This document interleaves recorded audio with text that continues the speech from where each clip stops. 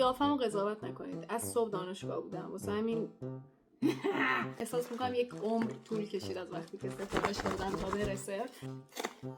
از اینا که میگم من تا حالا از این کار نکردم. اول شما به من نیومد این کارا.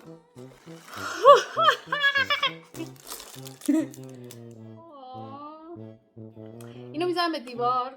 بچه مولکه، شاید مولوکه، شاید باورتون نشه بیشتر از تیشرت ها منتظر اینا بودم. مرتضی این چیه؟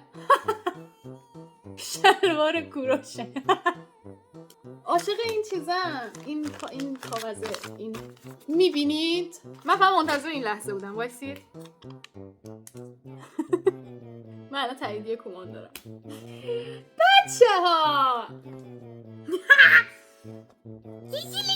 یک میالندی اوجی.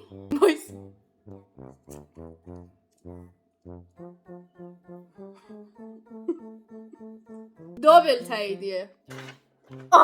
اینو خیلی دوست دارم.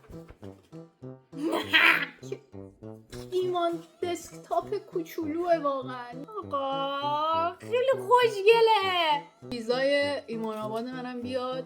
میام تمام گوشتا رو میخورم. ایمان حواست باشه.